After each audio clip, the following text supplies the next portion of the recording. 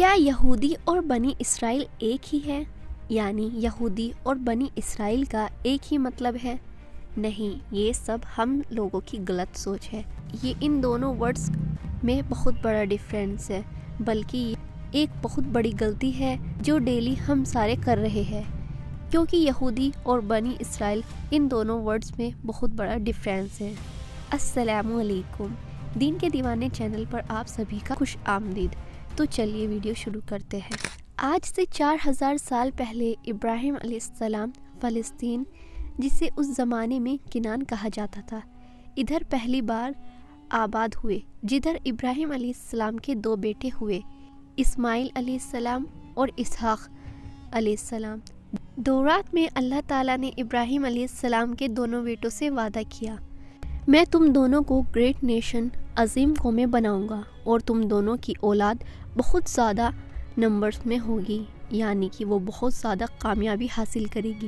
اس mission میں اسماعیل علیہ السلام فلسطین کو چھوڑ کر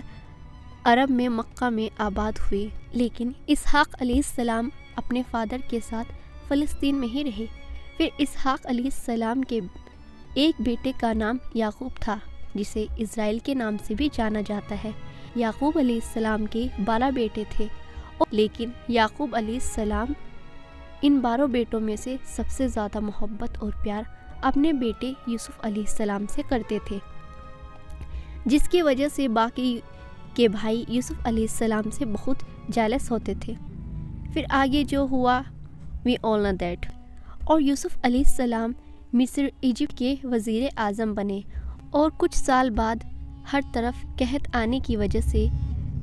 یوسف علیہ السلام نے اپنے 12 بھائیوں کو فلسطین سے نکال کر اپنے ساتھ ایجپٹ میں آباد کیا۔ آہستہ آہستہ یعقوب علیہ السلام اسرائیل کی ان 12 بیٹوں کی اولادوں کو ایجپٹ میں بہت زیادہ کامیابی حاصل کرنے لگی۔ بزنس، ٹریڈ،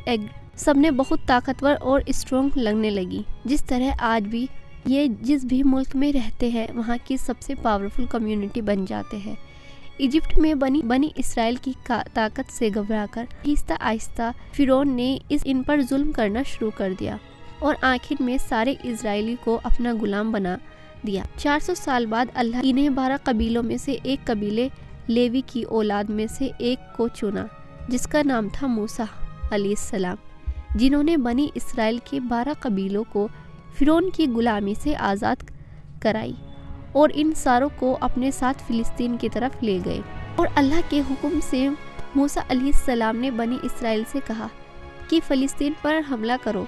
لیکن بنی اسرائیل نے جواب دیا کہ آپ اور آپ کا رب جا کر لڑے، ہم نے ان سے نہیں لڑ سکتے۔ اور یہ اتنی سی بات انہوں نے اس لیے کی کہ موسیٰ علیہ السلام کی فوج میں اس وقت جتنے بھی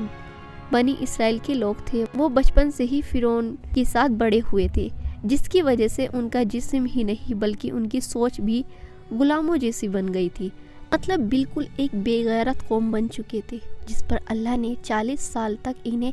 اس ڈیزرٹ میں رہنے کی سزا دی۔ 40 سال ہی کیوں، ان 40 سالوں میں بنی اسرائیل کی پرانی جنریشن جو کہ فرعون کی سوچ میں بڑی ہوئی تھی وہ بالکل ختم ہو گئی تھی، اور ایک نئی جنریشن موسیٰ علیہ السلام کی لیڈرشپ میں بالکل آزاد سوچ کے ساتھ بڑی ہوئی، اور آخر بنی اسرائیل کی اس نئی جنریشن فلسطین اور یروشلم کو فتح کر لیا۔ موسیٰ علیہ السلام کے بعد بنی اسرائیل فلسطین میں بہت سال تک رہے، لیکن پھر انہیں دوبارہ وہاں سے نکال دیا، جس کے بعد اللہ نے بنی اسرائیل 12 قبیلوں میں سے ایک قبیلہ یہودا کی اولاد میں سے ایک پیغمبر چنا، داؤد علیہ السلام، جنہوں نے یروشلم پر حملہ کر کے اسے دوبارہ فتح کر لیا،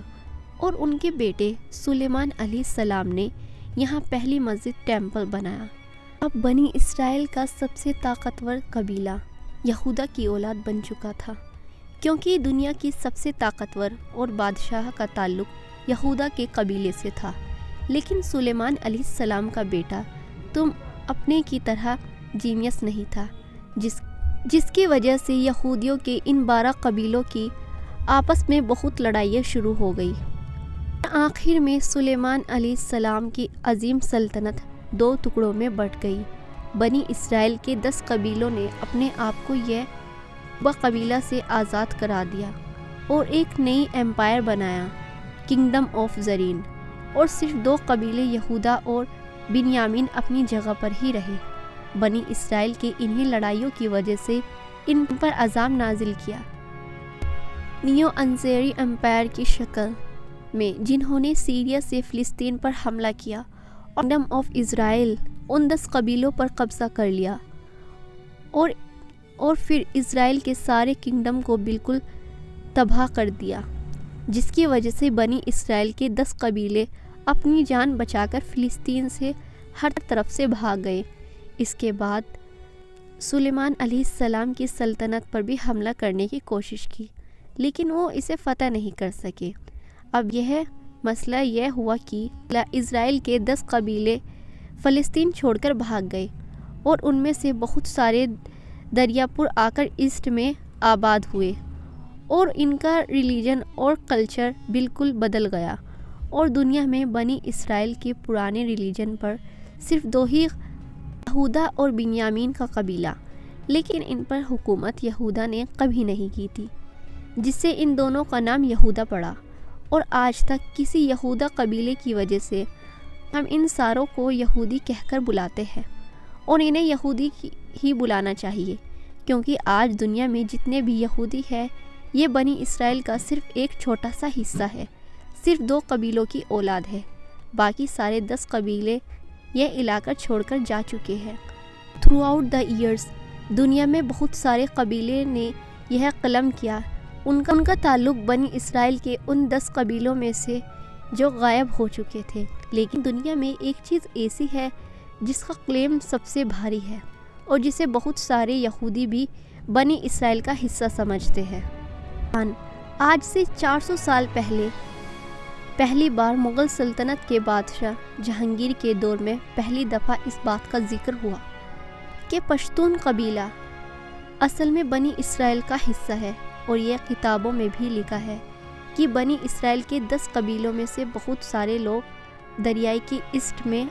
اور بہت سارے یہودی اسکالرز یہ بھی مانتے ہیں کہ کئی لوگ پشتون قبیلوں کا وے آف لائف